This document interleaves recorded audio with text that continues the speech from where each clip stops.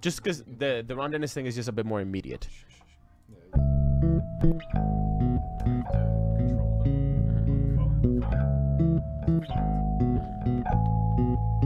Didn't get that.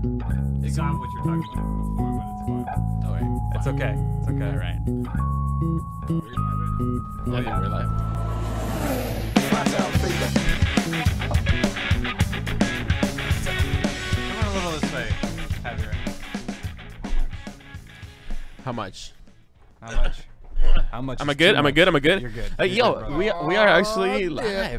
Episode 113. Back on the internet again. Oh man. 13, that's bad Hey, luck. hey, internet. We missed you guys. Hey guys. If How's 13 is everyone bad doing? luck, is 113 also bad luck? It's I a think different so. number, right? Well, I think to like Freemasons or something like that, probably, maybe or like Egyptian pharaohs or something. or something. How's everyone doing? We're having fun today. What's on the agenda? It's a fun day in downtown Toronto. Oh my God! Friday. Today was the very first. It's a Today national was long the. weekend. Today was the first day of summer, as far as I'm concerned. Honestly, the weather's been so shitty recently that today was the only day that was proper summer. Come on, 30 degrees. It started rained run- this morning. yeah, But it it's What still time did you wake 30 up? degrees. 30 Yeah, degrees it's hot, today. it's humid, Yeah. and it's super Cheers, humid guys. now because it rained in the morning. And we're here in a beautiful studio in downtown Toronto with some people watching, maybe not. Everybody's probably out having fun. I think that girl just glanced when she walked by the window from outside, from the sidewalk. Yeah, good. What are you She guys better have. doing? Hey, it's Unit Z. Yo, Unit Z. What's going on, buddy?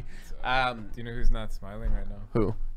Ron Dennis. Ron Dennis. Oh, why isn't he Don smiling? Rennis. Oh, well, actually, it's probably bittersweet for him because he just picked up 275 million British pounds. Hey. Hang on a second.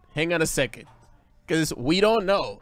I mean, that's what his share in McLaren is worth or whatever, or the estimations, Right. the estimated Right. worth of his share in McLaren. Right. But what nobody is even mentioning, come on, mainstream media, and I'm talking to you, Don't you BBC. mean lame stream media? Yeah, lame. Come on, lame street media.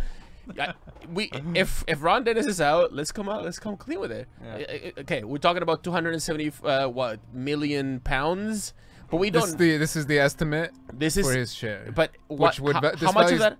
How much of that is take home money after he pays all his loan sharks? No. Yeah. There might be a few of those lurking around. A few sharks in the water. Yeah. Bernie. Hey. Wait, my one might be called Bernie. I don't know. Allegedly. Oh, what we're hinting at is the rumor that Ron Dennis had a gambling problem. If you haven't caught up with,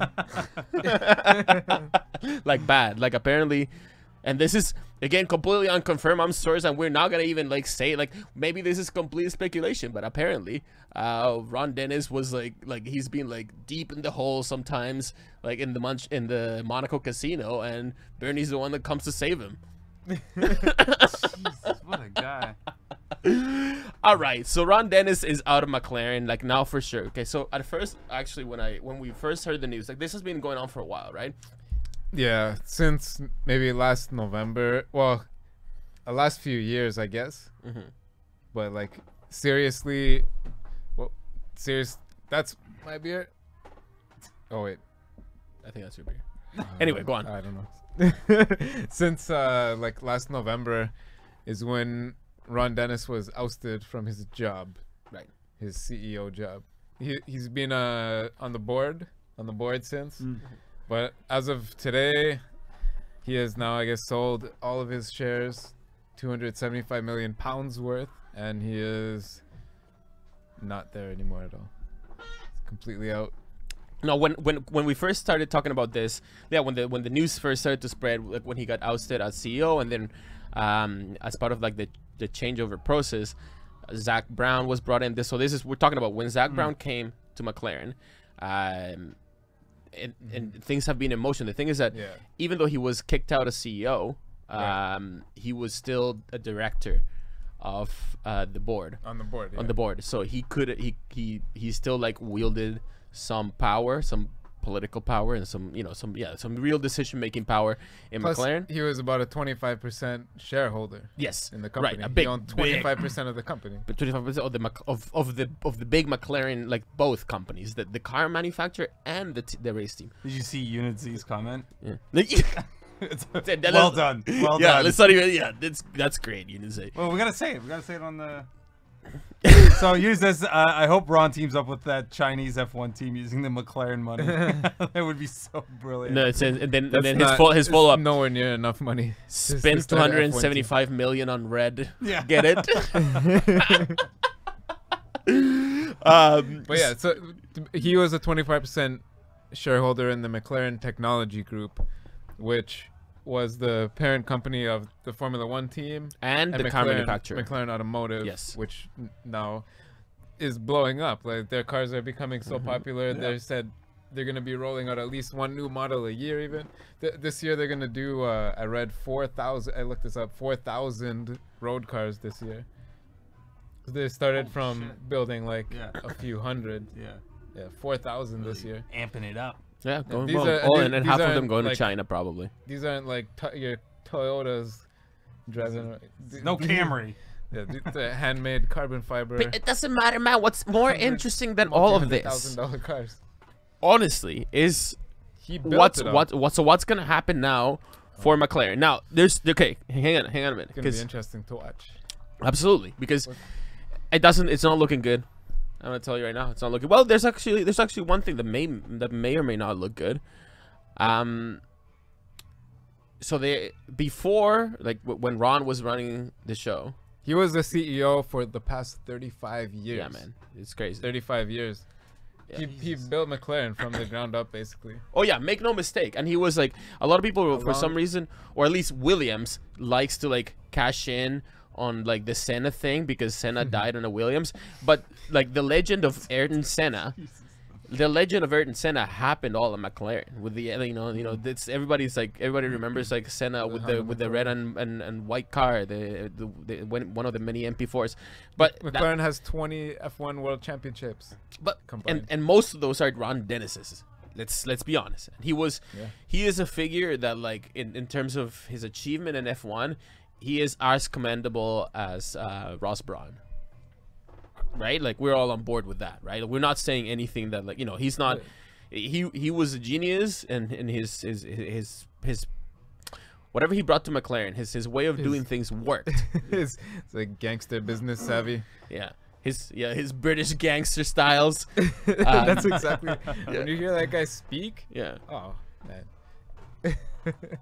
Well, that's the thing, because he wasn't from like a rich background, right? Like he worked his way up to where he got from a mechanic, being a mechanic. He got to be around fucking Dennis. People ask him tough questions, obviously, because he's Ron Dennis at McLaren. When you see him on TV, this is how he always looks. He goes, well, he blinks for like a full second, and then he looks up to the side, and then he just like answers like. And then in this Ron, like people got a name for it, even Ron speak. And so That's what I'm talking. That's what I'm talking about. It's like very. And it's just like very verbose way and persuasive. Like he tries to persuade everybody. He would instead of like just calling you and like telling you like, hey Mike, can you hear me on the mic, like he'd be like, oh perhaps Michael, would you be able to tell me whether or not the auditory input source is matching the level, you know what I mean? Like that's, and he'd go on like that forever.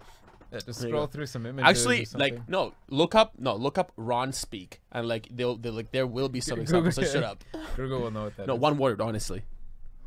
Ron speak, Ron Dennis. Anyway, but there's some memes. There was like he was McLaren for a while, but Ron speaks Sky Sports. So we were talking. Sorry, go ahead. Oh, sorry. Yeah, we both. I guess how this started allegedly now is just the souring of his friendship with Mansour OJ. Yes, Mansour just kind of beat him out of his position at McLaren and took over. Okay, Mansour OJ, because he was able to raise billions instead of hundreds of millions. Well, yeah, Mansour OJ is a billionaire. Yeah. And like this is just what happens to you if you disagree with a billionaire. Like they just have like like infinitely more resources than you. They will make your life a living hell if they want to. They can pay for it. So like, what is this 100 million I think he's gonna do to me? Yeah, man, the difference between 100 million and a billion is like the difference from where I'm at to 100 million. Like, I was telling you this the other day, Mike. You've probably heard this before. So 1 million seconds is, I think it's 8 days. Right. 8 days or 11 days. Yeah. It's a few days. 1 billion seconds though is 31 years. yeah, it's like, Oh, that difference. That's how you Wow. compare. A billion is $1,000 million. It's crazy. no. Oh, wait, yeah, you're right. Yes. Yeah, $1 billion Yeah. is $1,000 million. Yeah. Anyway, It's crazy. It's so crazy. but it's even crazier than that now, because so he's not just selling his shares out in the open market, right? We're talking about, and this is just something that you have to understand. That's why the number 275 million. That's just something. It hasn't been made public who bought the shares yet. No. Well, he's giving it to them. They're Right, but who bought them is unknown. True. If they bought them, if they sold them to somebody else. Well, no, he gave it to like two groups. So the shares are like, so now the two owners of McLaren are gonna be the other two partners with Ron Dennis, which is so Which it is, I was think, Ron Mercedes. Dennis. No, it was Ron Dennis. Remember we talked about this. The Bahrain Mumtalakat, Yeah. the sovereign wealth fund of the Gulf state of Bahrain. But don't they have still a partnership with Mercedes? Yeah, think they that's do. yes, maybe. But the money is And coming Mansour from also. the Kingdom of Bahrain. Yeah, And I think Mansour Bahrain also. has 40%, I believe. The Bahrain Wealth Fund or whatever Yeah, it is. the Bahrain Mumtalakat. Investment. Yeah, they have Mumtalakat. 40%. Yeah. 40%. Now listen. Now, like I don't know how much their shares included. Like maybe like he just had to give all the shares to Mansour. I don't care how it happened. The thing is, Ron Dennis started making mistakes. He was too caught up in like thinking that he knew how to like win at everything, that he like let hubris cloud his judgment, and his first mistake in the down slippery slope that I can trace back of like that it's the series of unfortunate events that led to him to this disgraceful exit, because let's call it for what it is. Ron Dennis was McLaren. The fact that he just got fired from the team that he helped build from the ground is like very shameful. He's being like unceremoniously kicked out. Like this is not good, not looking good for him. Even back in October, November last year, whenever that was, when it started, it was. Even before that, man, I think his first mistake in the road to this, that led to this, was firing Martin Whitmarsh. Right, so I just told you this before we started the podcast. I didn't actually know this before. I don't think you knew this either, right? I just read this in a BBC article. It came out today. I think you can find it online today, was it?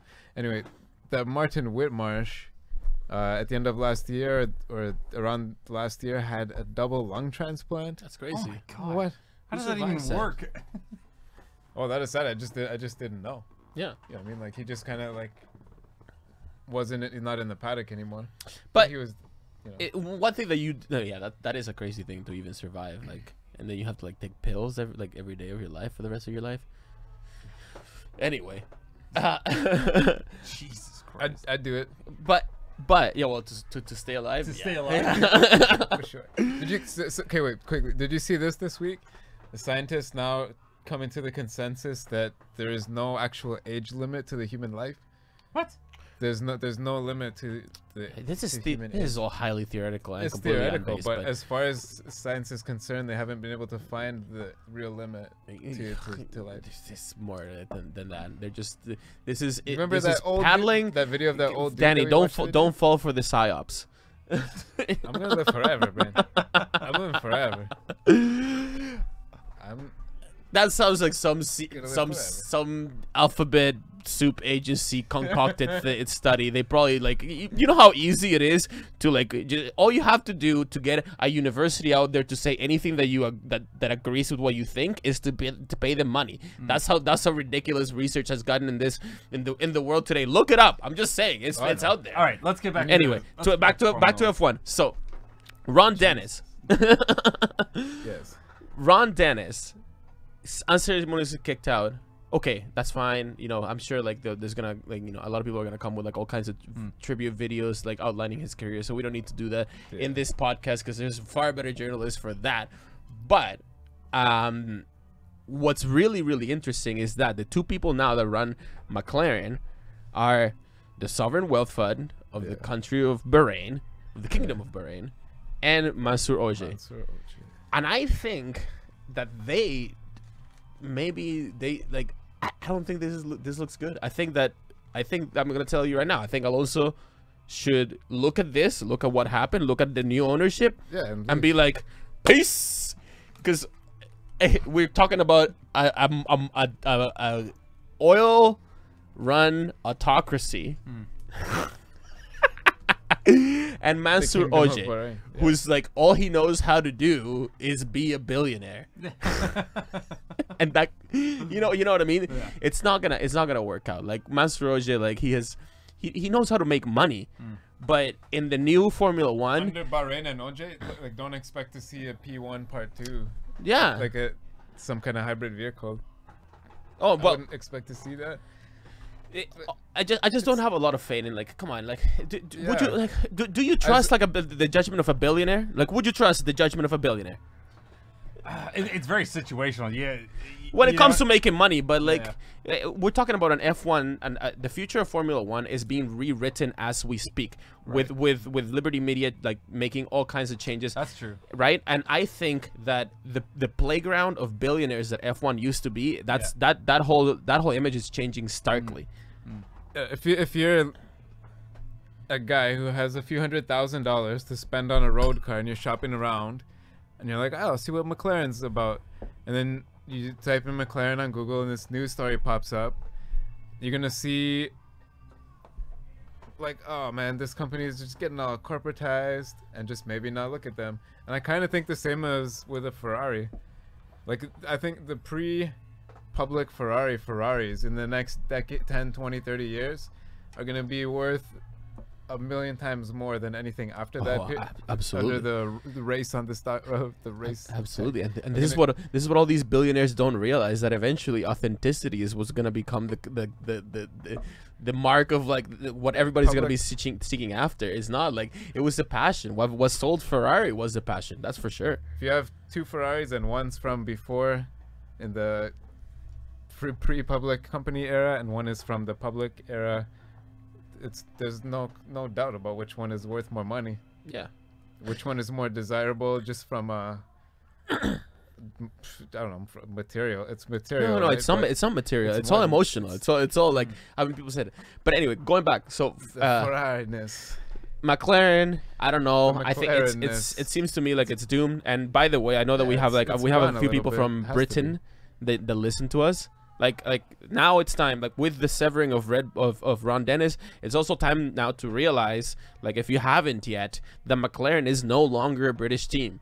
Everybody likes to think of McLaren as the British team. It's not anymore. It's a team based in Britain, but it could be for, you know, the way that Force India was based in Britain, or Mercedes is based in Britain. It's a team owned by Middle Easterns, really. And anyway, so it's the Middle East team. The Middle East F1 is McLaren now. It is. But maybe they could do what Unity was suggesting and back one of the Chinese teams. Yeah, maybe. I do have like one point that came out of this that was like, okay, maybe it's not so bad. Okay. And it's that for the last little while, this was a Ron Dennis initiative. He split the two. He had a hard split in between McLaren, like the F1 team, the road cars and the F1 team, and the road cars, right? Like, remember that was like and to the extent that like everybody like felt like everybody felt the need to like point it out, like McLaren F1 is not the same at all as McLaren the car manufacturer. They might be owned by the same like the McLaren group total, but it's not the same.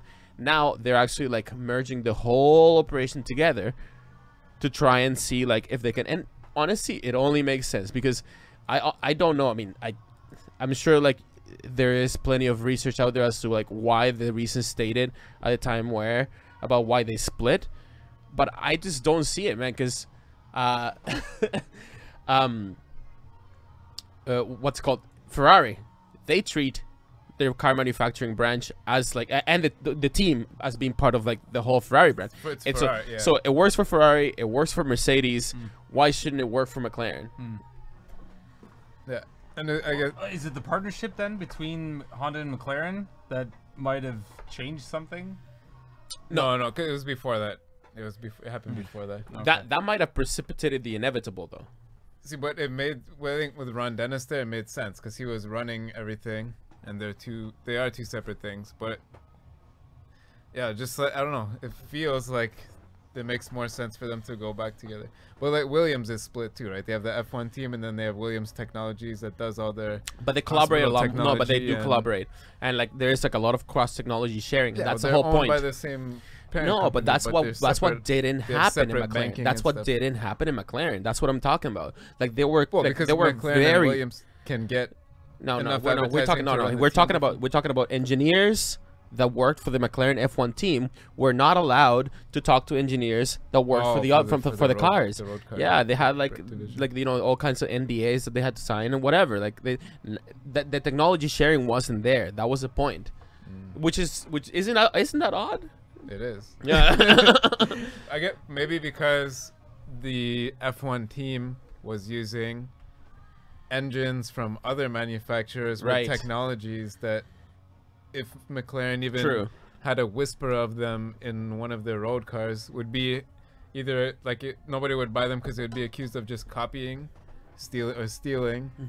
That makes sense actually, a lot of sense. Yeah. But Williams doesn't make any road cars, right? Correct, They make right. technologies for Hospitals and whatever. and, Yeah. Whatever else. Just high end like corporate, just for other big companies. Yeah, true. Good point. Anyway, The Chinese team, did you hear there's actually Two. two of them now? according to Michael Schmidt and Andres Haupt, they broke that story Yeah. of I saw that. Automotor und Sport. I saw that on AMUS. And Do you know like where this comes from? Like is this back? Like what's going on? so no, I don't think, well, I guess a few people know obviously who the people are, but I guess they weren't talked about on the broadcast or on the weekend or in the news really, but at Monaco the people from one of the team were in the paddock walking around looking at things, learning whatever, and then I guess they were talking about coming in 2018, and then everyone realized like, oh, I guess these guys don't even realize like you can't come start racing in March from now. No. With a Formula One team. It's impossible. That's in like 8 or 9 months from now. The next season starts, right? It's that's impossible. And that the other team I don't actually know a bunch about, but it's interesting. There's 2 parody accounts on Twitter. One of them is at China F1 Racing, and the other one is China F1 Team.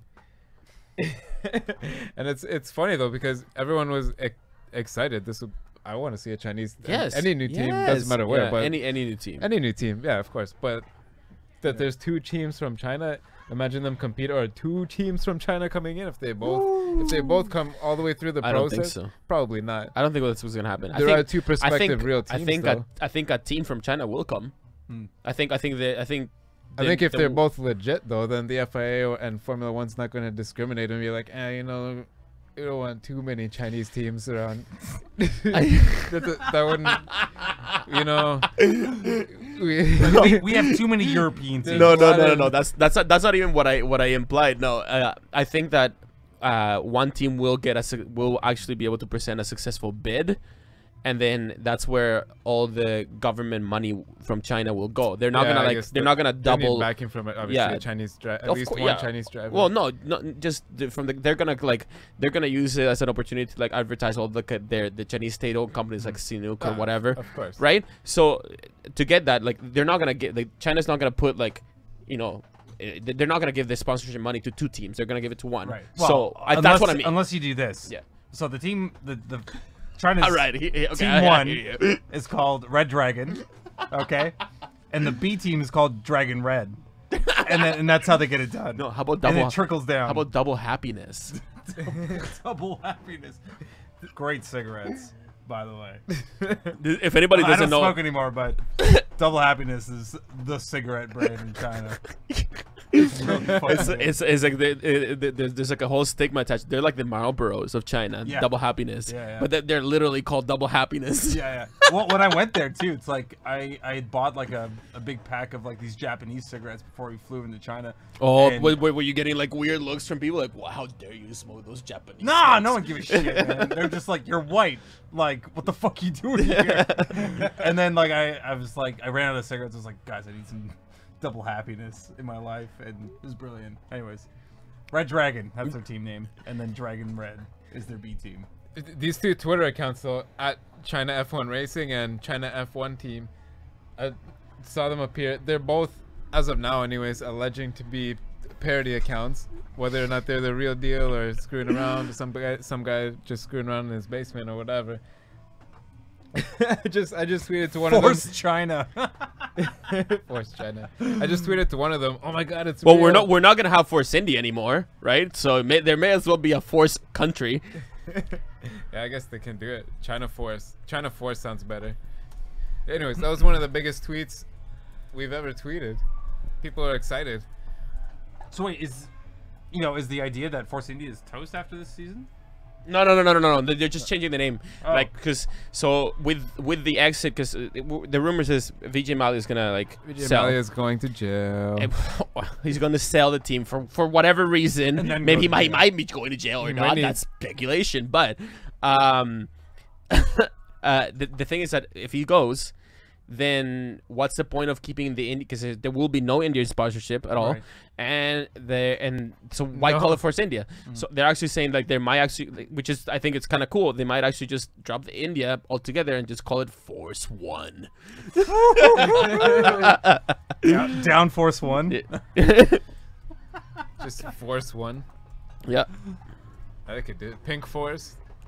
No, they're gonna drop that color. I feel like that was all DJ Mallya. No, if the color is dictated by the sponsor, by the title that's sponsor. Oh, really? So yeah, their big sponsor is So they paying changed them color at the last to like minute. have Who the was that color. sponsor? BWT, this water company. Yeah. when they Water company. Water, they sell water filters, bud. when they unveiled Look it this up. year's car at the start of the year, it was in the last year's colors. When they unveiled the 2017 Force India, and then when they showed up to after the practice, it was all pink. Or in the preseason, they Holy unveiled their smokes. sponsors. Nice. Okay. I know that. Okay. Sorry. Were we still talking about McLaren? Yeah. No, probably not.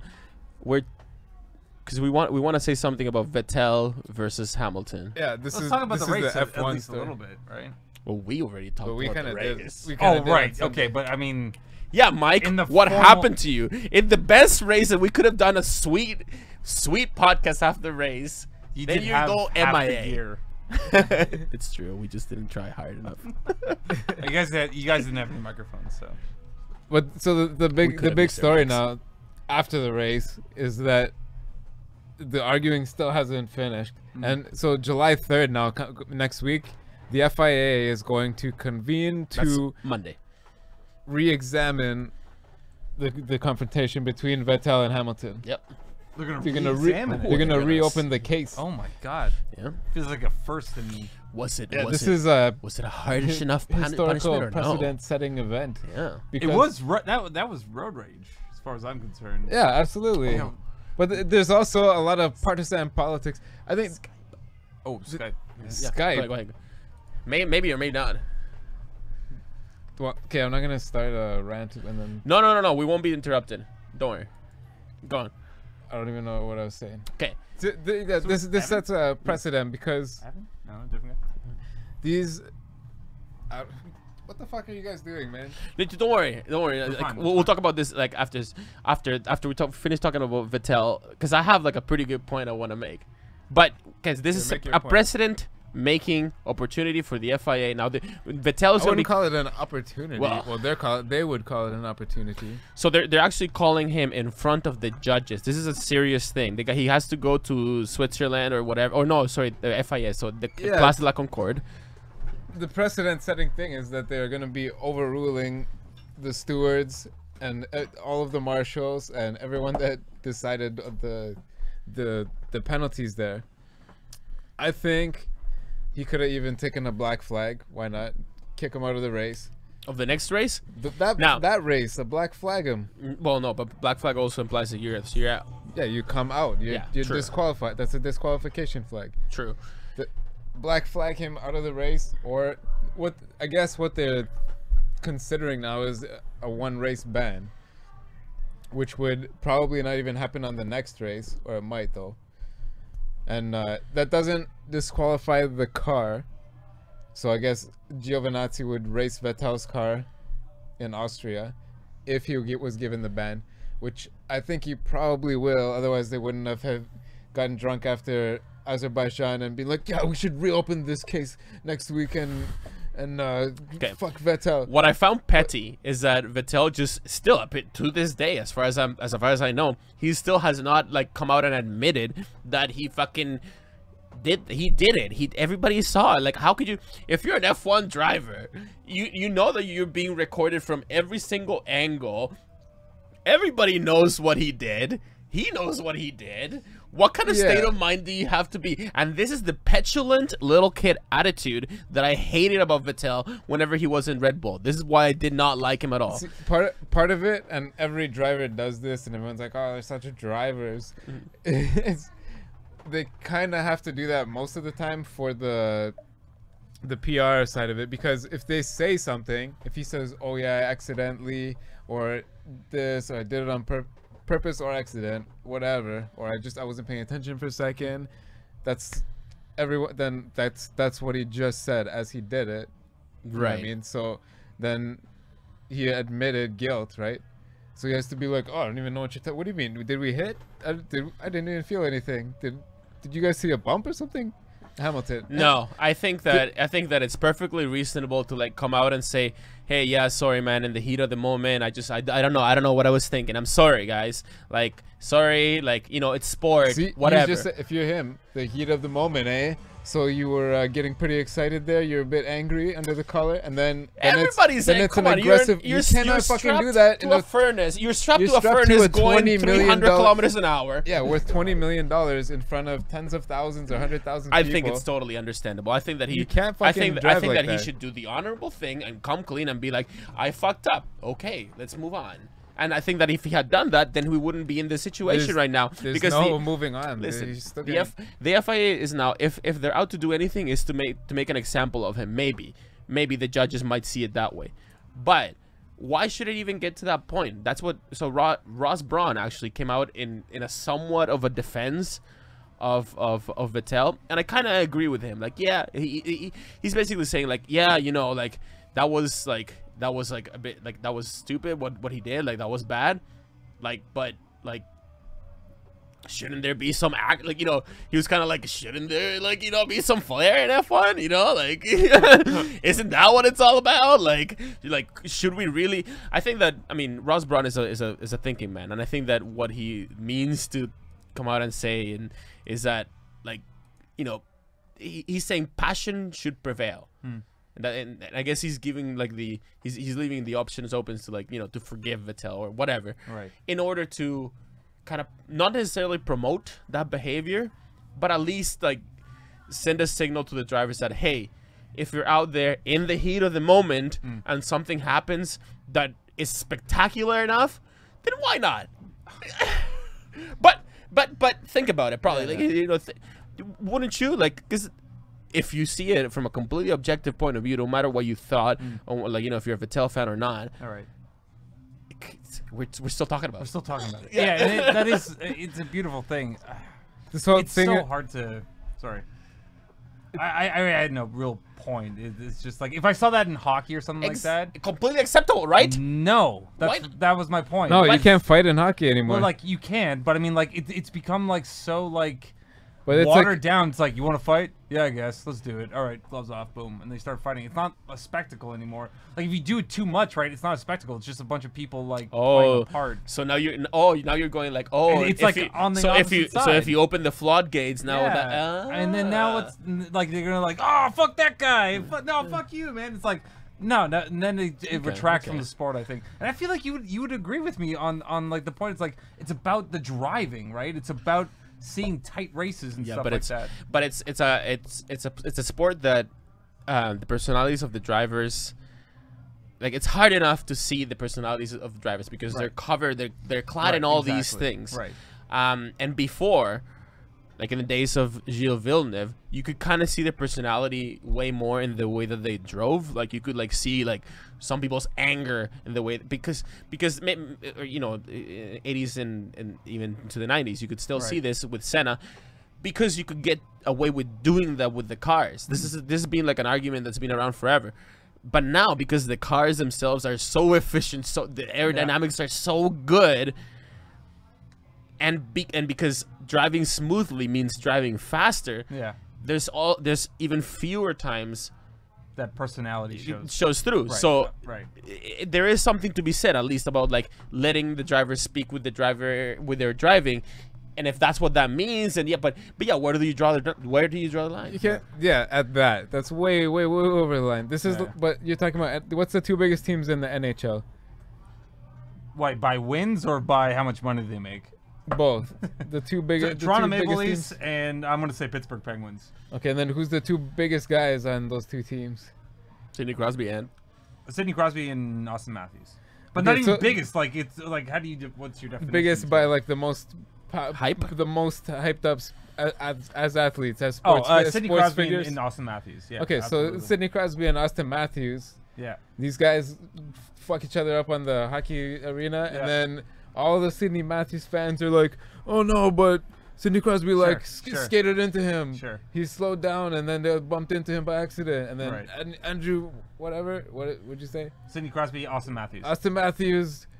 He totally just hit him by accident, like he was gonna reach for something, but he hit him there. I'm not denying, because those Sidney Crosby fans are like, oh no, but he was actually going really fast. And those exact situations happen in the NHL all the time. I'm not debating, but like that's literally part of the game. It's not like like Fattel it's like if okay, here it is. It's like Sidney Crosby like punched him in the face, like sort of by accident. You know what I mean? Like, you just kind of like just did like things like, oh no, like was he doing this? Wasn't he doing that? Because those arguments come up all the time. The problem is if you make that like the president in order to get fans of the sport to get into it, then that's kind of it's a bit of a misnomer, and it's not genuine to the sport, I believe. Like those situations are going to arise out of anything that's competitive. Yeah. I play in a competitive, not even a co-ed softball league. And those instances come up. Yeah. So it's just the nature of competition. That's just how I see it. Like you showed me you bruised your finger in playing baseball the other day. I bruised my. I was playing third base. Here we go, guys. It's right there. If then you went and punched that person, and then your team was like, yo, Mike was just like he did him by accident. It's like it's like partisan politics. It's like Trump and Clinton again all over again with the way that the fans are reacting. Are you on the red team or the silver team? There's not a lot of people in the middle. That's the FIA's job, but I'd love to be in that meeting and see what they're what they talk about in there. They're gonna go to the judges, right? That's the thing. So but who are those guys? What are some of them are Vettel fans? We talked about these are super serious dudes that like get flown in from like there's actually some FIA judges from Canada. Well, one guy. Yeah, but we talked about him like 80 episodes ago. Yeah, because we talked to him for like a little bit, and then he refused to email us back. But no, these are super serious guys that are like they're completely like they take their job very, very seriously, and to them like it'll come to the letter of the law, like and like so they're there to enforce the law. They don't care about the sport. But I think they pick him because they don't care about the sport. They don't have like they're just really, really good lawyers. They better watch frame by frame all 10 angles or whatever has been captured there. And it's funny because like because I watched that whole incident a few times on like the slow-mo and like through Reddit and all that kind of stuff, and you know, from Vettel's angle it was clear that and this is just my personal opinion of what I saw, was that like it seemed like Hamilton was going to take off for a little bit, at least a little bit, but instead he braked. He did not. Or he did not brake. Or at least sorry, or he didn't do anything. Let's put it that way, right? I think he might have downshifted, but if you look at the telemetry data is there online. Right. And But he did but not the intention hit the brakes. But like what I was trying to get in, like, I can be wrong. I will be wrong.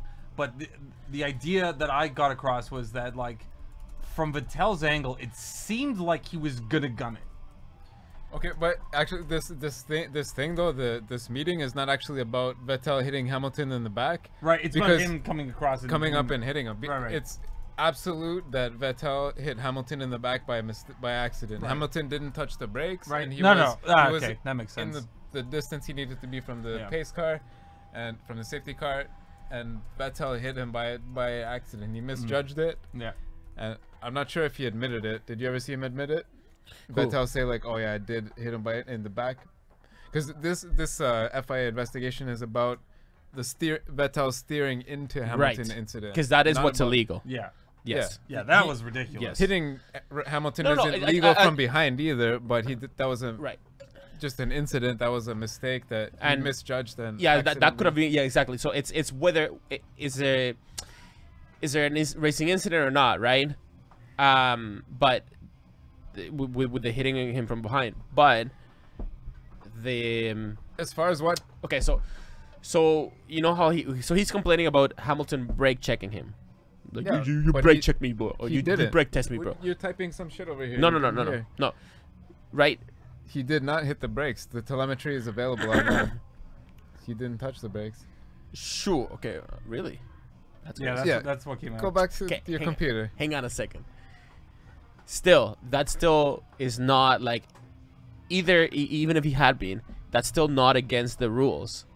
Right, because the leading car sets the pace after within 10 car lengths of the safety car. He was in there, and he didn't touch the brakes, and Vettel just misjudged and hit him. But we've even talked about how Hamilton is he just does it. He's just really good at doing that. Like whenever there's a safety car, just pay attention to whenever there's a safety car and Hamilton leads, he always does that. He loves to back up the bunch, and then he flies away after he passes the safety car line. That's still fine. That's still within, you could still, that's still allowed within the rules. Turning into somebody like that, that's not allowed. That's the problem. Yeah, I know. I think everybody knows that, including Vettel knows that, but he was not maybe allowed to say that, but which I think I said at the beginning, but I think the FIA is just going to review the punishment, not whether or not he did it on purpose or not. He already was penalized 10 seconds stop and go in the race.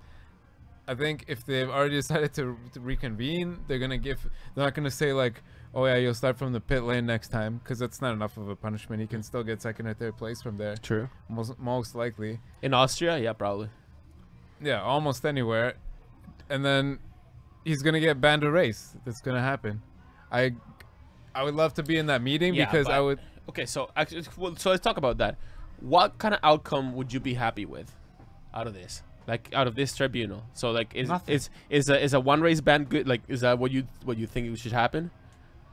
Well, I think because it was already decided at the last race, but I think he should have been black flagged for that during that race and given a ban from that race. Just given a disqualification, DSQ on his record, and then smarten up, man. Because people talked to him after the race. This was a question that the media asked him: was how do you feel like your perception is to little kids who are coming up in karting and the lower racing series, and the teenagers who are watching deep, man, watching racing. Deep.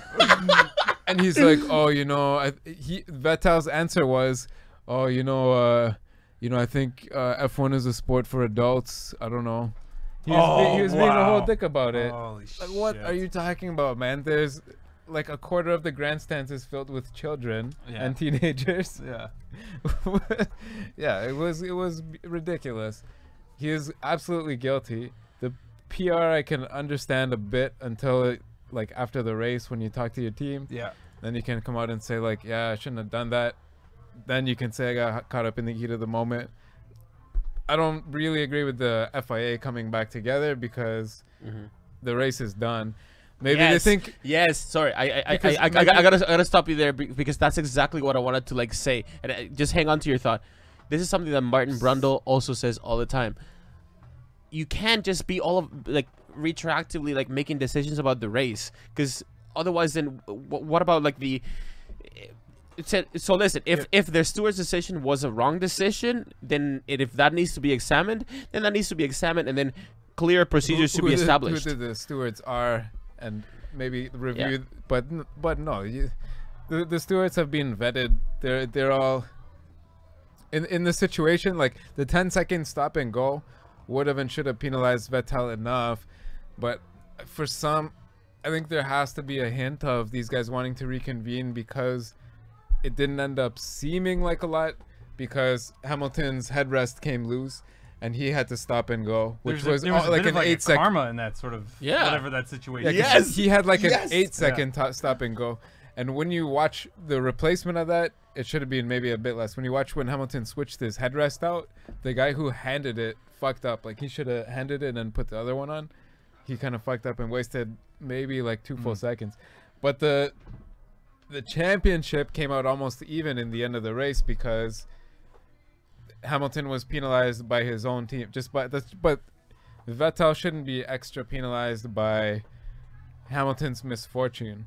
He was penal. 10 seconds is a lot for a stop and go. That should have put him way back, gave him a handful of points. You just mentioned Brundle. I brought up his tweet here was big decision for FIA if they're going to overrule their own system, processes, and stewards. Yep. I know Levin want raw F1 with real warriors, right? And then this is actually Jensen Button answered him. Agree with you, mate. If a driver at racing speed forces another off track, he would get less punishment than a 10-second drive through.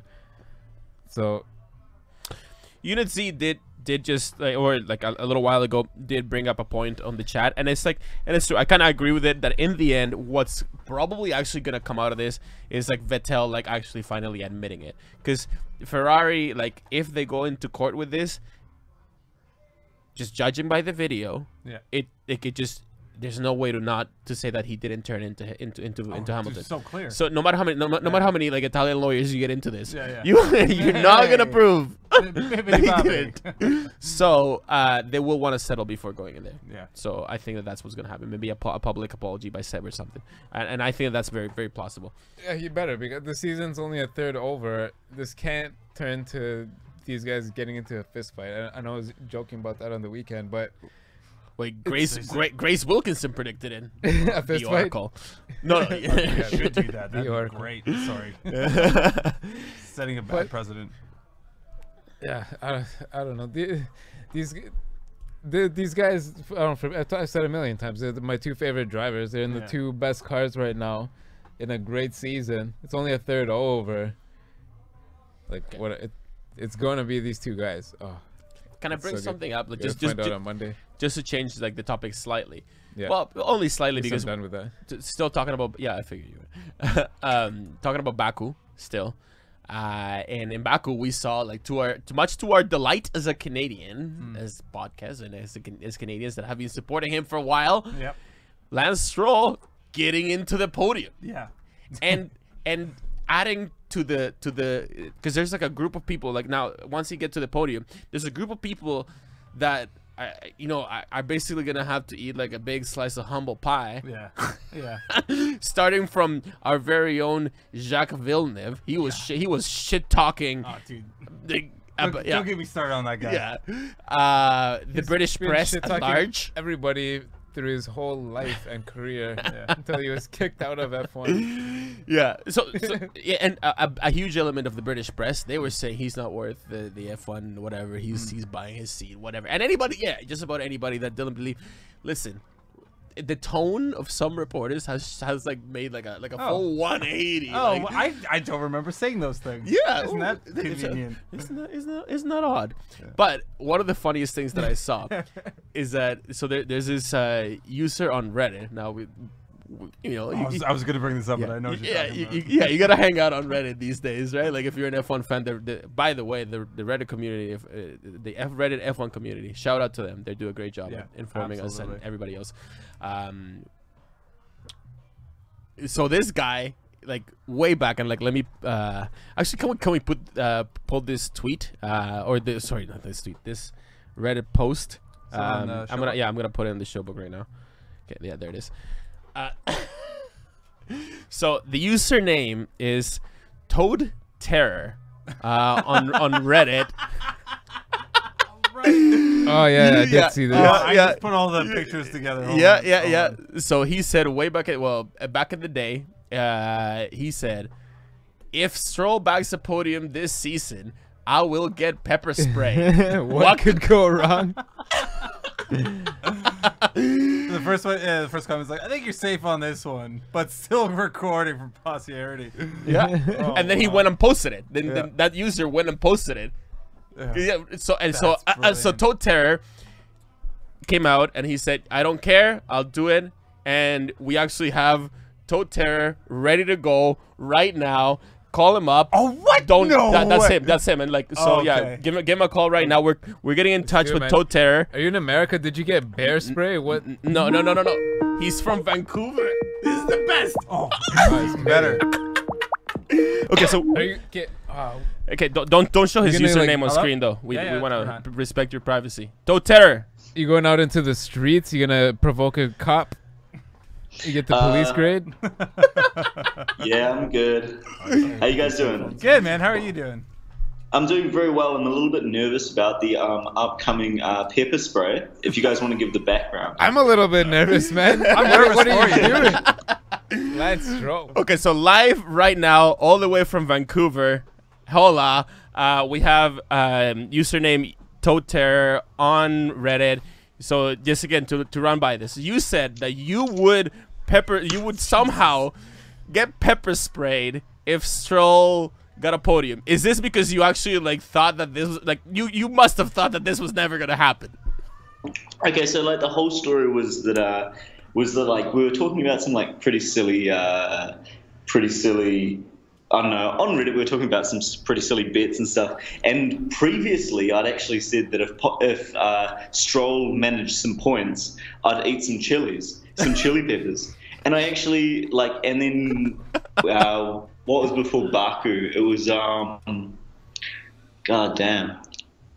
It was Canada, and Stroll got points. Yes. So like, damn, I had to eat these chilies, and like, it's on my YouTube channel if you haven't looked. What kind of chilies? Some chilies. What kind of chilies? I don't know, red ones. They were hot. Oh, okay. They sound hot. What's your YouTube channel? Tell everybody. Oh, it's just Toad Terror. Nice. Oh, that's so great. Yeah, Dude, I didn't know you had a YouTube channel. Let us give you some love right now. Toad Terror. Yeah, pull it up on the screen, Mike. Toad Terror. And in the aftermath of that, some guy said like, oh, you know, like you'll have to do something crazy. I don't know, eat some crazy chili pepper for if he gets a podium. And I was like, no way, like there's absolutely no way that the dude will get a podium. And yeah, and then next and race, then that happened. Oh my god, man. Okay. So, dude, let's do this. You live with us on Flat Out Fever. We will have you getting pepper sprayed live on the internet. Jesus Christ. Come on, let's do I it. can't believe you do this to yourself. Oh my god. Let's do it, man. Why not? Did you tweet this at Lance Stroll? No, but like definitely do that if you guys want to. Let's do Because it. because the thing is like I was so.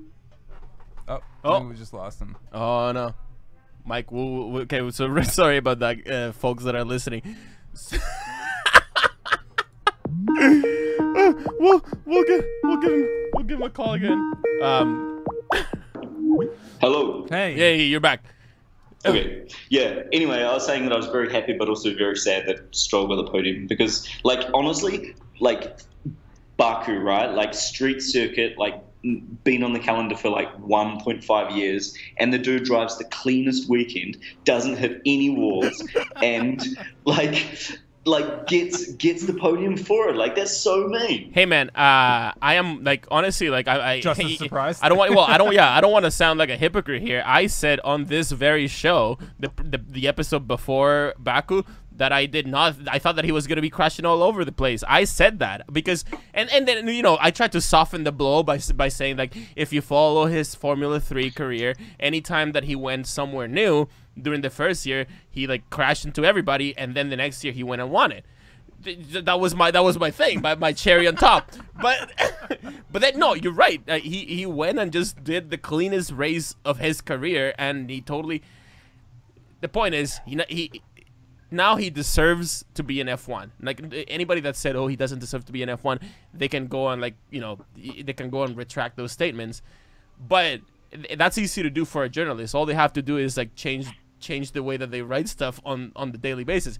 You actually have to go and do a physical damage to your body. Like, man, I don't, like, seriously, dude. Like, I don't even, like, care about that because, like, seriously, like, if all I have to do to get that kind of performance again is get a little bit of pepper spray, which is, like, I'm very underselling that. That's sweet because, like, no, but, like, seriously, like, this dude, like, just absolutely has a worst start of the season. We've just absolutely, like, ragged on him. Pulls out the podium, almost gets second. Like, that's just, I don't know, that's worthy of that. And I kind of, like, I'm honestly a Stroll fan for his Formula 1 career. Amazing. Yeah, no, us too. Honestly, like, we were, like, we obviously we tracked his career coming up, but and we are, like, big fans of him. We interviewed him a month before he got his deal at Williams. Actually, he was gracious enough to talk to us for half an hour, so we were super pumped about him. But I think obviously there's nothing that could have prepared any of us for what happened in Baku, and the fact that no matter how many times the British commentators tried to throw the commentators' curse on him, you know what I mean? Because they did, and by talking about him, he still went and delivered. He didn't succumb to the pressure, and he did what a good F1 driver is supposed to do. We lost him. No, we lost him. Hey, well, I know I know you're still watching Toter. So Toter, we'll stay in touch with you, and let's keep in touch, and let's arrange this, and we will have you live on this podcast as you get pepper sprayed. I thought it was about to happen. I was just about to tweet. Next time, though. Oh, no, yeah. Somebody just asked on the chat if this is happening right now. No, this is not happening right now, but we will arrange it. Oh, here he is. Hello. Hey. Hey, sorry about that. Hey. It keeps on cutting out at the same time. Oh, like after a certain little bit. Yeah. Well, anyway, sorry about that. That it keeps turning. Are you on Twitter at all? No, I'm actually not, but I definitely need to get onto there. All right, cool. But yeah, I was thinking about it, like, in terms of Baku, like, baptism of fire. Yeah. But man, like, okay, so baptism of Shui. Like, the dude gets a podium. Who wins, right? Daniel Ricciardo. This is a billionaire's son. Remember that. Okay. He probably has never had to experience like a clean glass in his entire a dirty glass in his entire life. He has no a dirty glass. How about dirty shoes? Yeah. He probably has a new pair of shoes every time he takes his shoes off. He gets a new pair. Will you just reuse your shoes all the time? Honestly, like, I would love to be the trophy designer for the Canadian Grand Prix, because I know what I'd do, man. Oh my God, Stroll's face doing the shoey. Yeah. Oh man. For the Australian Grand Prix, they should just make it a shoe next year. A shoe. A shoe. Perfect. Oh shit. No, but I don't know. I actually have a good feeling about Austria. I feel like we're gonna get some new people on the podium as well. Short track. And maybe some Force Indias. It's a Force Ones. Please. Ocon podium. Hey, that could happen, man. Holy crap. He's been out driving the shit out of that car. It's a super short track, yeah. And fighting up there with the likes of Sergio Perez, who apparently is gonna be a dad soon. Yeah. Oh yeah, I forgot about that. Yeah. He's having a baby. Yeah. Anyway, yo, Toter, let's keep in touch throughout the week, and let's set a time and let's do this. Let's do this for the sake of the internet, for that sweet karma. For Well, Canada. I mean, like, look what happened last time, right? Like, I put myself on the line, ate some red hot chilies, and he gets a podium. So, like, I'm feeling like if I go through with this and like WTC? describe myself, look what's gonna happen. He's definitely gonna get the win, right? Absolutely. You'll jump up from 1,600 views to 16,000 like that. Okay. Like that. We'll get in contact with me in the week, and if you guys do a show before the Austrian Grand Prix, let's do it then. Yes. Let's do it then. Yeah, that's a great. Can idea. we? You tell us when you're ready, man. Yeah. Hang on. Okay. We'll you know figure what? it out. We'll figure it out. Yeah, we'll and figure it this out. is it. Before the Austrian Grand Prix. Anyway, he's listening to us right now on the show. Before the Austrian Grand Prix, maybe like message him in. Yeah. Before the Austrian Grand Prix, we'll get in touch. We'll keep talking, and we'll do it live here for everybody on the internet to enjoy. Sweet. I just want to go back for a second, separate from the whole like just the Vettel and Hamilton thing. Oh, you're back. Okay, wait. Okay, I'll save this Don't for worry, a minute till you come I'm still back. here. I know, but I can have meaningful conversations as well, Daddy. I know you can. I think this is a good conversation. I think. Here's something else. Formula One just hired. I don't know if this is a good or bad thing. I didn't get to look super deep into it, but the Virgin Media ad boss is now the head of marketing for Formula One. Ooh, wow, that is good. You should have waited. No, that wasn't even it. Oh, that's not even it. I don't even know what does Virgin Media do very much anymore. Not a lot in Canada. No, They try to come here with like a cell phone company. That Just that kind of, flopped. yeah, just kind of. Yeah, it didn't didn't. happen. Dude, it's like Bell and Rogers. You remember Virgin Galactic? No, what Yeah. was that?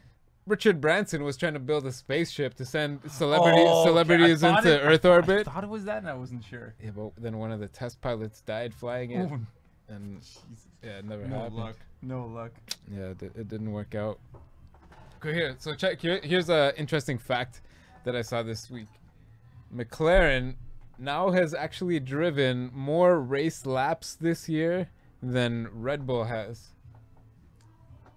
And Oh my God! the points deficit between them is insane. See, pull it up for a sec. Find out Yeah. exactly how many points Red Bull has. But I think they have like 60 or 70, and McLaren I think has 2. I think they have 2 points now. Yeah, Mike's pulling it up. Red Bull has for the team points, the top center there. Team. Hold on, let me just switch her. Oh, okay, 137. Sorry, way more than I thought. But McLaren have 2. But at the same time, somehow, did you know this? Did you see this fact? McLaren Honda have raced more laps this season than Red Bull. Oh, the Red Bull. Yeah, I did see this. But the point deficit is like 130. And 35 points deficit. And Oh man. Max Verstappen hasn't finished the last 2 races either. And actually, Jos Verstappen said this week that they're actually perfectly this happy. is a And then bunch of bullshit. again, these probably the same bunch of British journalists that just got butthurt. But Red Bull probably called up Max's dad and be like, "Listen, Max's dad, Max has been talking some bad stuff about us. Could you please put out a tweet that says that you and him, I know cool. you're his dad and stuff. Like you could probably just tell the press that everything's cool." Then Max probably came home and read that tweet, and he's like, "Oh, Dad, man, I'm not even happy there. You're putting out tweets, man, like." From his apartment in Monaco, no less. Okay, so what were you gonna? Yeah, what This were is you what I want was to gonna bring say before you went away there for a second. So, Brundo's tweet there about Vettel and the Hamilton incident, how it's being re-brought up.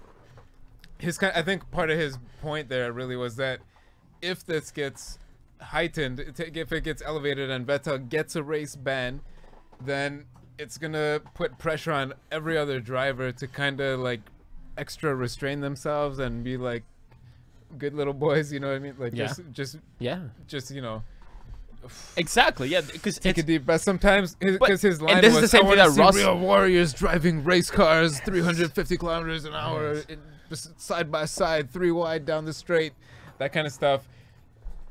But if it if there's no precedent set, maybe race contact becomes more prominent where drivers are just driving into each other and not getting punished. But we've kind of touched on this every couple of weeks or every couple of months maybe since we started this podcast.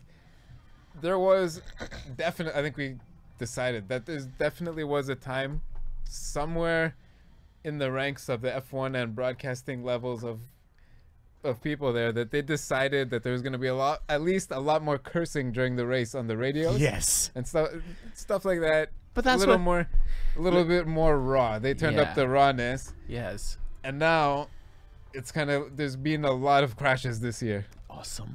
You know what I mean? I haven't seen this stat yet. The number of crashes or wrecked cars in races, practice, and quality total this year, compared to this point last year, it's got to be more. Oh yeah. Well. Yeah. Yeah. I think so. Well, maybe. And it's not just the extra width. It's not just the extra width. Let me write that down because maybe we should do an analysis. We can look it up. Again, what did you say? So okay, next podcast we'll come back. So what is it that we want to do? The number of total wrecked cars, practice, quality, and race from, season to Austria. 2016 versus 2017. 2016 over 2017. Yeah. Okay, sweet. We'll do it. We'll look this up. Okay, we'll find this out for next time we're here, but that'll be interesting to see. But I think there's definitely been more. There's definitely been more action. Last year, people were still like, "Oh, I'm so bored." No, but F1 is so boring. Yeah, actually, last year wasn't. Well, actually, last year wasn't as boring as. Well, last year was more boring than this year, but it was still more exciting than the year before. It was fun to watch. Yeah. You just, it was a Mercedes fight, and there was all kinds of fun stuff happening at the back of the pack in the middle field. That was cool to see the fight, and Force India moved up, beat Williams. That was badass. That's amazing. Yeah, it was sweet. There was also. I forgot. Maybe I'll remember and bring it up on the next show as well, because it doesn't need to be said today. But somebody made a chart. Yeah. I'll find out who made it too. The points won per dollar spent so far this year. Ooh, that's an interesting one. Interesting chart, especially so McLaren with obviously. Yeah, McLaren was number 0, the lowest on the list, with like hundreds of millions per point, and then at the top. Force India is the highest. Because they're the most efficient team per buck. They are. Yes. I'll find the chart with the exact amounts and everything. Maybe you can find it if you can Google it or Reddit. Google it quick. Whatever. But Ferrari and Mercedes are within a few tens of thousands of dollars per point for this season. Just super interesting. Oh yeah. Per point one. That's pretty cool. What else you got? Well, we're gonna be looking. Because we just talked about Ron. We talked about right, yes. Another before we move on, because lots to talk about the upcoming Austrian Grand Prix. Still got another week too, though. Well, for sure. 10 days. And the Pepper Story special, but You hear that, Toad Terry? You got 10 days, man. You got 10 days.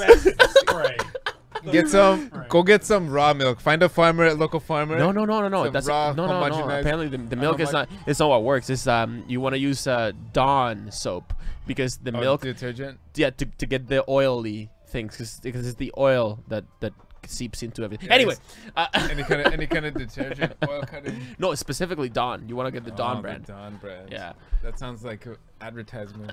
Yeah, sorry, I shouldn't have said that. God damn it. So no, but I'm sure the dollar store brand.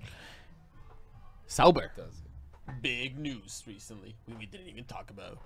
Oh, we touched on it. Well, we touched a little after race clip. Yeah, a little bit. But okay, so there's more than that going on because. So now we have. No interest. more Monisha. No more Monisha, that's for sure. But who's gonna come to the rescue of Sauber? Who's gonna be taking her place? Somebody's gotta round Sauber, and it's not gonna be Peter Sauber. Peter Sauber is out. He's like, and to be fair, the board. He don't want none of that. No, the board of Sauber would not let Peter Sauber come back. They have to find an actual competent chief executive. Somebody fresh, yeah. Somebody fresh and hungry. And knowing the Swedes, honestly, like I'm gonna there's rumors that they're actually going after like this certain person, but knowing the Swedish people, they'd probably like much rather it be a Swede. But so apparently they're gonna get a juice box to run the team. Well, they're going after Freddy Vasseur. Yeah, I did actually see that. Yeah. So like, what you hear about that? What's going on? Like, who's That's all Freddy I really Vasseur? heard. I don't. Introduce Freddy Vasseur for those of us who don't know. To be honest, I don't know a huge amount about him. So he He's, was in he's he was in French, right? Renault until recently. Yeah, he's super French. Yeah. He hardly ever smiles. Frédéric Vasseur. Yeah. So Freddy Vasseur, he actually was involved with Renault before. Yeah, that's basically all I know. I know his name, his face, and he was up there in Renault. He was actually instrumental, some people say, into bringing Ocon when Ocon was involved with Renault. But then Freddy Vasseur left, and Ocon did too. Ocon for Verline Seat 2018. Yeah. Well, Verline seat. Monisha was his Oh, Vasseur. But Vasseur also, he's a very, very competent, or he's proven to be very, very, very competent as running a team in the lower categories, GP2, and actually he's still like even throughout his times in his time in Renault, because he was brought to the Renault works team last year, to run the team because he was so successful in the lower categories and people respect him a lot. He has tons of contacts. He can be a team principal. Like this guy can. He totally can.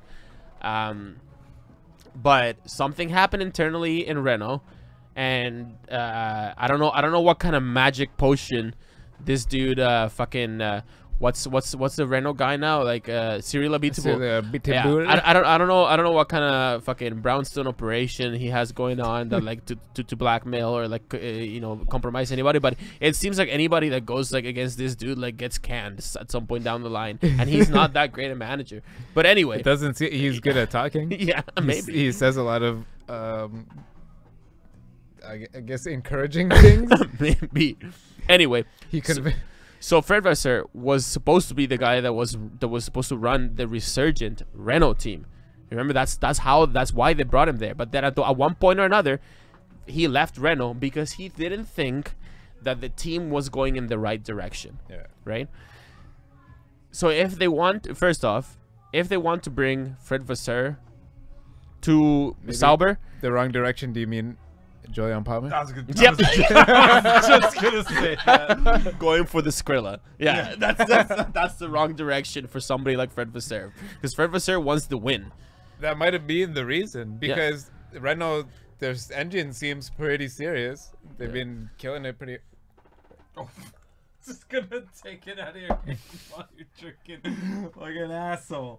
Well, Renault, at least on the engine side, I don't know about the F1 whole team side. Yeah. But at least convinced Red Bull to buy 4 engines, 4 cars worth of engines for this season, right? Yeah. That's a strong point, because Could be, but no. But if the team really is not going in that well of a direction, then Red Bull is gonna beat them. Maybe he didn't want to be at the head of that. You know what I mean? Yes. No. Well, obviously, like he obviously thought that these things go together. It's so when you start penny pinching and actually just chasing profits over what's actually best for your F1 team, like bad things start to happen. Like this is like we've seen this over and over and over in F1, and it doesn't work, and the experiment breaks, right? Like it's so many teams this has happened to. Anyway. You can't have like that mindset of that. You can't run F1 like you run a car manufacturer, because you can get away with certain things. That's why McLaren was split corporation. Yeah, maybe. There's several things that go into it, but specifically chasing short-term profit over long-term gains is it's the complete opposite of what you want to do in F1. Those old adages. Yeah, but it's the complete opposite of what you want to do in F1, because F1 is a business that you're thinking of the car that's 3 years ahead, let alone not just next year. You have a design team already focusing on next year. There's attention to detail, like so much foresight is involved in actually winning an F1 championship, and it has to be it has to be because that's F1. It has to be well planned. It has to be the most difficult motorsport on earth, and it is. So then not to sound like silly or anything, but like this year's cars are based off of 3 years ago. In a way, yes, in some way, right? yeah. Right. So when the regulations for the 2017 cars, like they weren't, Came they out were almost at the start of last year. that's when they were finalized. But Last season, yeah. but they all knew that they wanted cars that had like bigger wings and they were wider. We knew that they were gonna be at least wider, and the fat tires were coming 2 years ago. They Remember that? decided on the tires a long time Yeah. ago. Yeah. So there's aspects 4 of or it. 5 millimeter. So there's aspects of it, Mike, that kind of like they will influence the design process 3 years ahead, right? So for example, right now, like what do we know 3 years ahead from now? Not a lot, because 3 years ahead from now is 2020, and that's when the Concord Agreement comes. But then you prepare for that. Like that doesn't mean that the teams aren't already starting. Right, Like exactly. they'll be like any little clue that they get of what the car's gonna look like in 3 years from now. Like the bigger tires, right? As soon as Yeah. they understood like the bigger rear tires, they're like, oh, They're fuck. like, okay, so this is the kind of car that we have to design. Yeah. And as the model and as like the regulations become like constrained, then they'll decide. But Right. yes, it's designing an F1 car, and just winning an F1 is a long-term project. It's not a short-term project. So Right. you can't put short-term gains ahead of that. Right. Somewhere around the halfway point of last season, when Ferrari fully realized, like, yeah, we are second place for sure. We're not going to catch Mercedes. Yeah. That at that point, at the halfway point of the season, around there, that's when they admitted that they were already working on next year's car. They stopped working completely on this year's car. They had very few updates. They had maybe one more update that was sort of like in the process, and it was coming later. They worked completely on the next year's car and the year after's car, and that's what they admitted publicly. Yeah. You know what I mean? Who knows what they said Yeah, privately? They definitely started earlier and have been working on 2 years ahead as well, for sure, as well as the other teams. But Ferrari said that, right? Yeah. But Ferrari, Mercedes, Red Bull, be assured that that's what they're doing. Absolutely. Yeah. Yeah.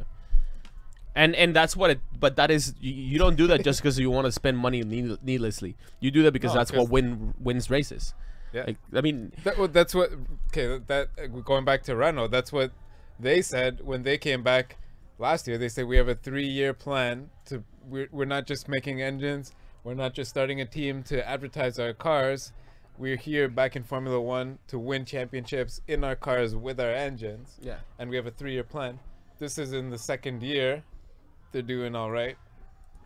And the engine's reliable. It's powerful.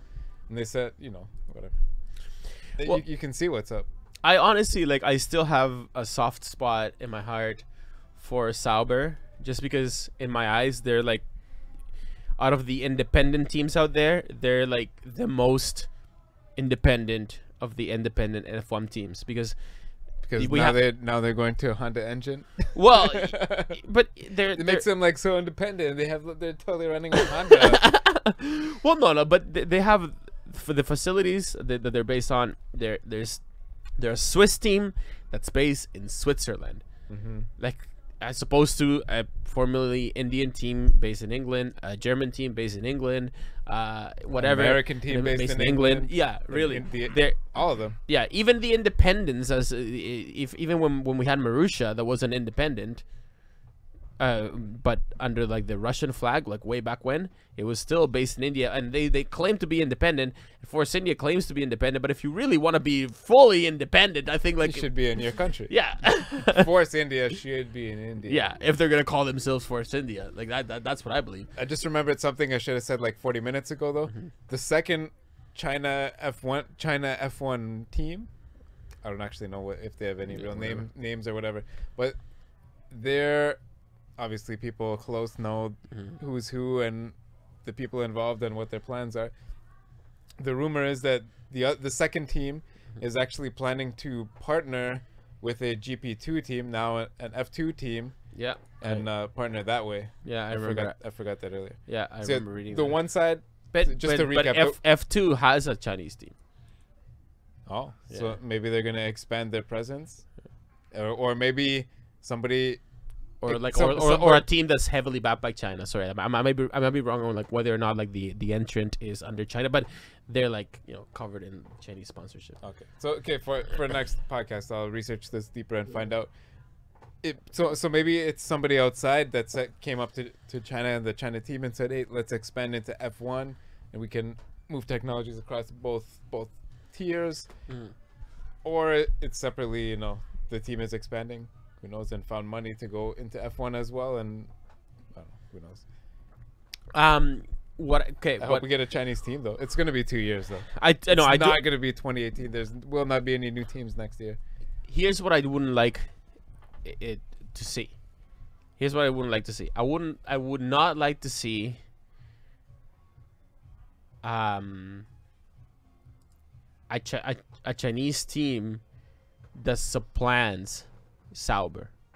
You know, like there can be. I hope that doesn't happen. You know what I mean? I don't think it would though. There's got to be a room. But here's the thing though. So right now, we're hearing like there's all kinds of stories coming from every direction.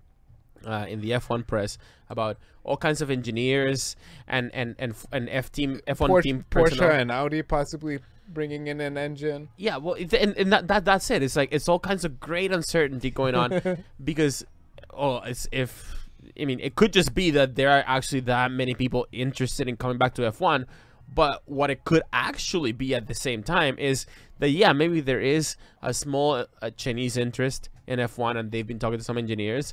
And then there's Sauber that they need to, like, if they kicked out Monisha and if they're planning to do like a huge revamp of the team, a huge gutting of like the old engineers and bringing in new blood, then they will be talking to some engineers. And now we're talking about maybe not just one but two Chinese teams. So like two new entrants to the sport, or like two teams that two new entrants that might be looking to make up a team in the sport. They're talking to all kinds of engineers, and F1. It's probably a really good time to be an F1 engineer right now because you're probably getting like all kinds of offers from all the time, and that's what the media is hearing.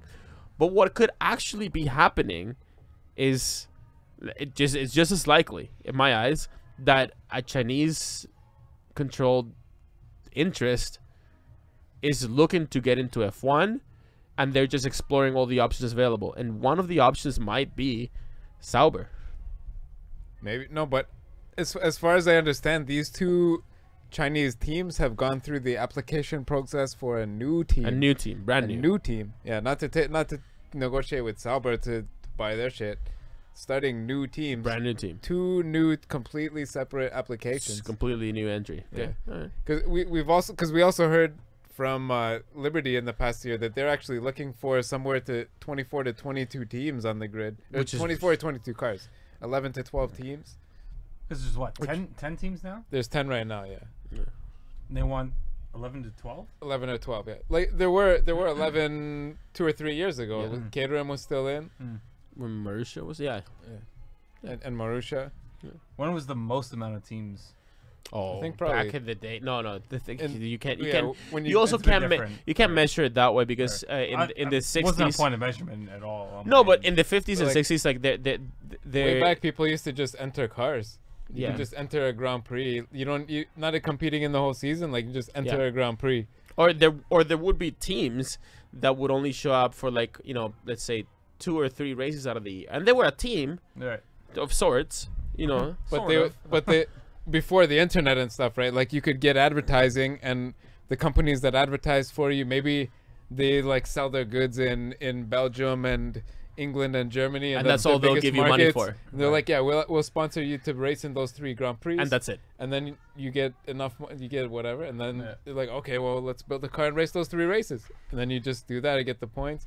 And that 107% rule is old. If you don't know, the qualifying rule is that you need to qualify within 107% of the time of the P1 time of the fastest time to be qualified for the race. If you don't make that, that's because there used to be people like entering like a whole bunch of beaters or whatever. Yeah, like that, like we were just talking about it, just for for advertising, or because they were just beginning.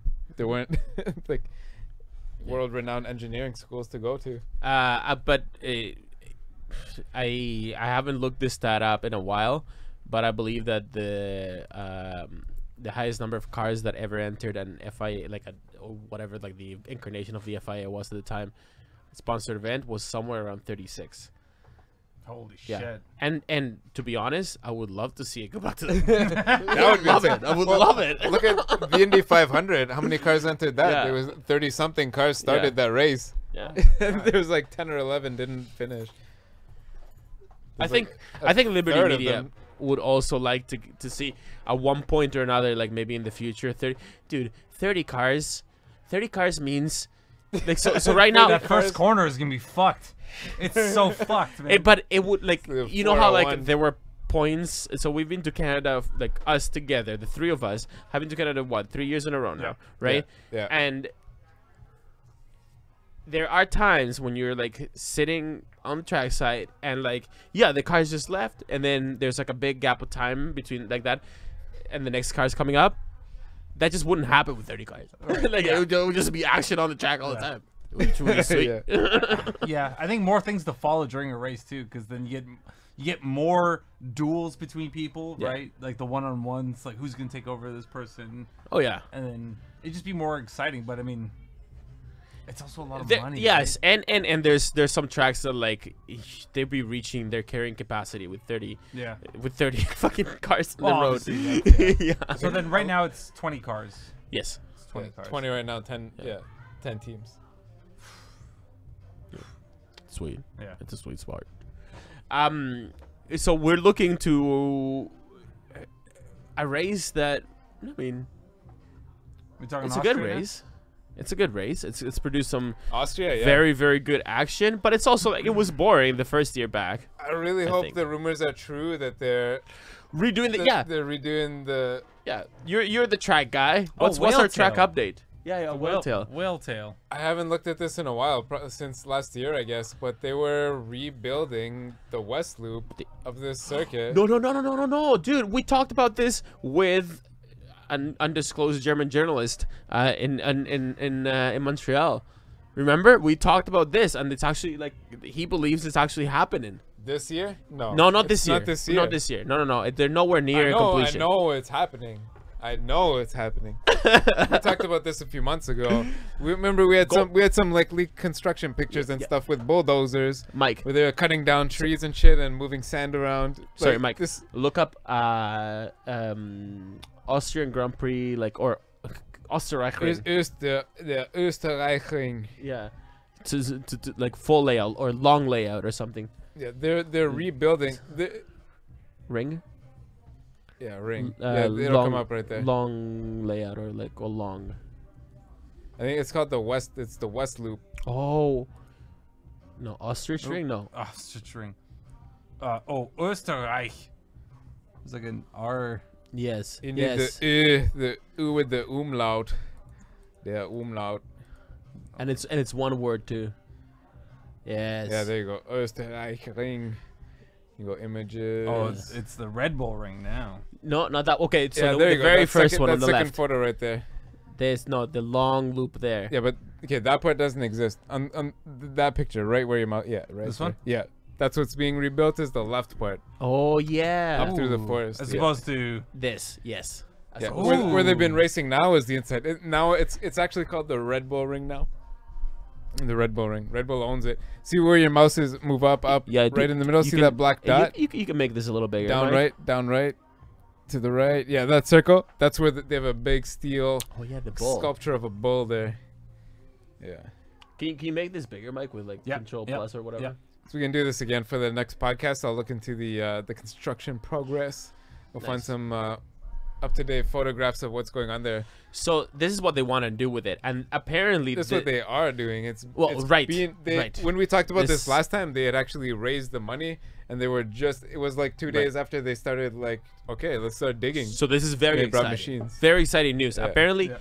that little change, and obviously from a picture taking at this level you can't see, but the fact is that there's so much elevation change on just that extra loop, and just It's a- the it's a big characteristic hill. of the of the straight or whatever makes it just so much better. Like Look this. at how long they're gonna be going almost full speed around that huge right at the top left of the circuit. That new corner. which way did they go? This way? Or Clockwise, that yeah. way? So the bottom at the very bottom, go down. That's it, Yeah, that's the that's start the finish. start right there. Ah, okay. Here we So go. right now they go there and all the way up to that sharp No, hairpin. what they do is like there.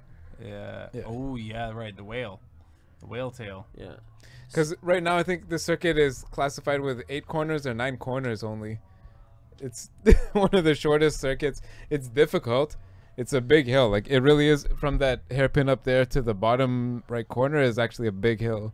It goes uphill. Up that way. Yeah. You know Up what? to the top, from the bottom right to the top left is uphill. Oh, it's gonna be so fun. No. This will be a good lap to throw in the Joker lap idea. A good race to throw in the Joker lap. You gotta do Yeah. You okay? Yeah. I'm good. Have it so that you have to complete a Joker like as a part of a penalty. Like if you get some sort of a penalty, like your penalty is the Joker lap.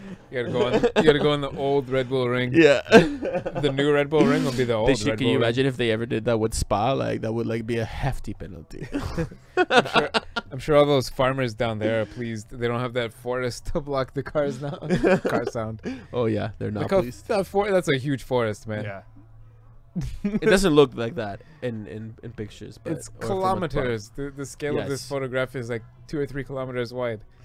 This is like where Oh, Hans like from here to Lundgren there? went missing. Yeah, probably 2. I would guess like about 2 left to right, 1 tall. Yeah.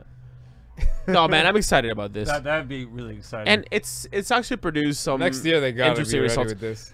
Do you guys remember I this? like this Actually, track. well, I know you remember this because I just showed you before we went live on air. We can't show you guys the clip, but last year, for this race, this is what happened? oh, I'm just Oh, showing you. I'm off frame. Don't worry How about the hilarious. camera, man. Okay, so Nobody's watching. what what happened last year was really like, remember, like this was Nico Rosberg at his like at one of his ugliest. So he went into this race with with what, like I think it was a hang on a second, let me actually just refer to this, because he went into this race with a 24-point advantage over Lewis. We're talking about 2016 now. Yeah, 2016. Last year. 2016 So last Austrian year, Grand Prix. Nico Rosberg at this very race, and you know he went into this race being the championship leader, and then Lewis went and won despite his best efforts. That means despite him trying to run Lewis off the track. He did He did do that. He did do that. He ran him off in the first corner, and then he pushed him to keep him off after the first corner, and then fucked up his own wing and wheel. Can I Yeah. show that? We can't show that Yeah, you those can't. those images, unfortunately. Get Thanks, in FOM. get in trouble Yo, from the Chase Scary, get FOM. on this right now. Seriously. Bernie Ecclestone's ghost haunts us still. Yeah.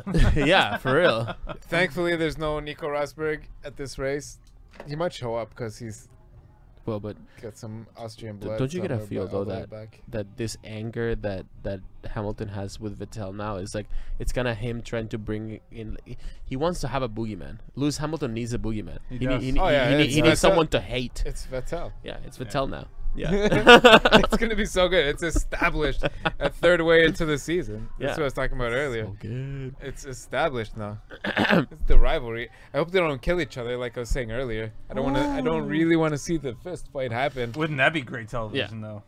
They're Joe Sayward would agree 100%. like with the catch fencing, they're kind of competing in a cage. Yeah. You know what I mean?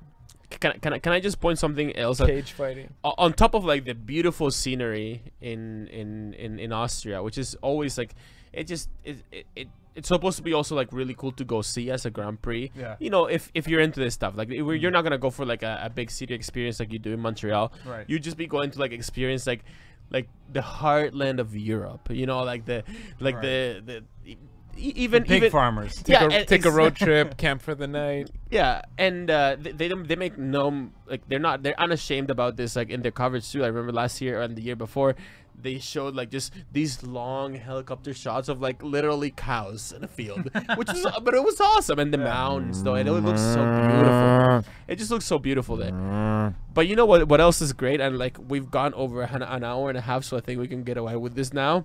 Just do for me a quick Google search, please. Yes. Please, Mike. Austrian Grand Prix grid girls, please. Because I think, in my opinion, Oh my god! just put them up on the screen, and like, and let's go through a couple of these pictures. Because to me, yeah, they're the ones on top. Like they look like Gretel. You know, all of them. They're just different versions. But I think that this is beautiful because other countries, the way that they try to play it is they just give the great girls the skimpiest outfits possible that they can get away with. No, that's not Austria. Yeah, that's Australia. Go up. No, that's Austria. That's Austria. That's Austria. I think like these are girls. Okay, so with other great girls, like especially the really skimpy ones. I feel like, you know, those are like Austin is like bikinis and shit. Yeah, right? and cowboy hats. These are girls that I would actually like to take. You know, these are girls that I would like to take out for dinner. But yes, but they're these chicks hot. have been eating their cows and potatoes. Dude, these are girls that I bring home to mama kind of girls. Yeah. You know, like I just look at them. Mwah, love them. Oh yeah, I'm glad you brought this up. That one too. They keep showing that one blonde chick with the wavy hair all day, buddy. All right there day. in the middle. Yeah, that's her. You gave her the red shirt. She got the red shirt. She's got this. And I know that there's this whole controversy. No, that's Australia, not Austria. Yeah, don't move out of that. Take out. No, that's ugly. That's ugly and corporatized as fuck. Go back to the Austrian girls. Look at her green hats. There we are. Yeah. Beautiful. Can't wait. So, how about Goodwood? I heard about that happened recently. Yeah, over the last week or so. Every year, there's this. What happened? This thing called the Goodwood Festival of Speed, and it's mostly a British thing. It's a British thing. It's a British thing. It's a hill climb. Well, there is a hill climb part of it, but it's also become like this huge motorsport event.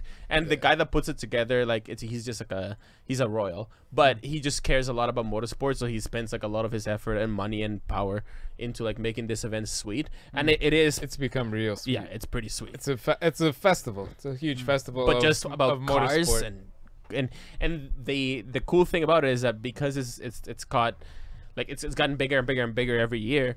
Now it's gotten to the point where big F1 figures actually like make a comeback, and like so last year I think they had Alan Prost actually like racing one of his old cars and stuff. It's just cool like a cool thing for a motorsport fan. You go up the hill. Too bad we're not that good of a motorsport fan because I didn't watch it. I didn't. Can you pull this up? Because I hope you guys didn't see. I didn't look yet. There was a Bernie Ecclestone statue unveiling at the Goodwood Festival to honor him. Oh my god. I didn't get to see it. Well, not that I didn't get to. I purposely didn't look so we could all look together. Sweet. Bernie Ecclestone statue, Goodwood. Let's see. Somebody commissioned this. Goodwood is one word. Yeah, Goodwood one word. Yeah. Let's see. We're waiting on this. Yeah, sorry. It's all good.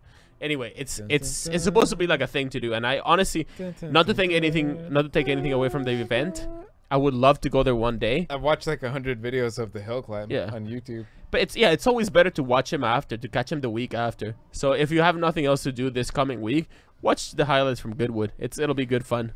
Last year, watching Nigel Mansell drive his F1 car up the hill, he couldn't like find the clutch bite. He was just like through these. He kind of took it easy up. Was that it with fighter jets? No, that can't be it. Maybe you got bad intel there, Danny. No, I'm pretty sure I saw that there's a statue unveiling of Bernie Ecclestone at the Goodwood Festival.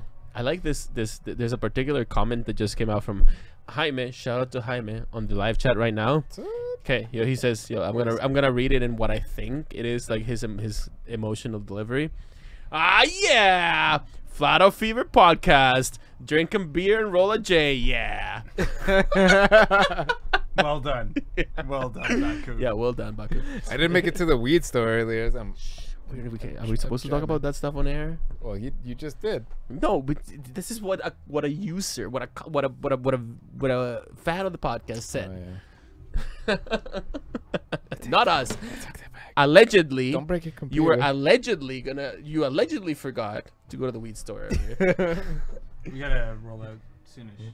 You gotta roll out, roll up. Okay. Last words on Austria. I like Austria. I think it's gonna be hardly the last word. We'll be back. Well, of course we'll be back. I think that Ferrari's gonna have a good showing in Austria. Yeah, I think Toro Rosso, Red Bull should be able to kill it, and Force India too. There's gonna be a battle between those three. There's a short track, right? You just go round and round, round, round, round, round. How do you guys think that Stroll will do? I don't know. Probably good. It's a tricky track, but it's No. So not good. Well, I mean, you could say that about Baku, right? Points or no points? How's that? Did I make it easier that Points. I'm gonna say points. He's gonna ride the flow. way? Okay, He's points. not gonna get podium though.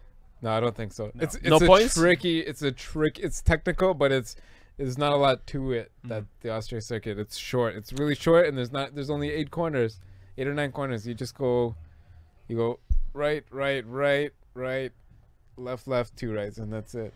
Yeah. So, but it's a track that, I mean, it's short, and so they have to do a lot more laps. But with the elevation and the wind, there could be a surprise there. But I don't think the surprise is gonna be Stroll this No. time. Not anymore. The surprise I mean, is gonna be next year when they go to that West Loop. hopefully by next year. Yeah, I mean, they've already been building it since last year, so they gotta be Yeah. done. True. Any other parting words? No, my beer's done. Oh, All actually- these beers are empty. Let's Yeah. get out of here. All these. Get the Sorry, because I can we do a segment next time out on track news, because there's been like a couple interesting other track news. please. Yes, I've been compiling though. Yeah. Yeah. There So will be yeah, another- can we say that? Can we say it to our users right now? We look at you square in the face. This is not gonna be like one of those things where we actually forget to do it next time out because we get to whatever. No, like So- I got notes. Yeah. I got notes. Okay, all right. We'll write it. the We'll best write this notes. down. We will talk about the tracks and the development of each new track. That because now we're talking about, dude. We're talking about as far like I counted them, and there might be like 6 or 8. Yeah, there's like 8 or 10, I think. Yeah. Circuits Yeah. trying to get in there. Yeah, it's sweet. It's good. It's good stuff. All right. I'm gonna leave with a new song. A new bamboo song. New bamboo song. Yes. All right. Oh, if you guys actually, don't know, the intro is a bamboo song, a band I play with. and yeah, bamboo is Mike's band. Listen to bamboo.com. Boom. Intro Sorry, what were song, you gonna say? outro song. Oh yeah, and follow them on social media and Oh whatever. yeah, brilliant guys. We got. Should we? Have we ever like Come see posted them like live. your social media? Oh yeah, if you're in Toronto, come see them live. When? Yeah, yeah. When? July 7th at the Drake Underground, 9:45. Boom. Boom. Sick. All right, Sick. all right, guys. Play us out, man. All right, here we go. You double head both ears. Ooh. I like this.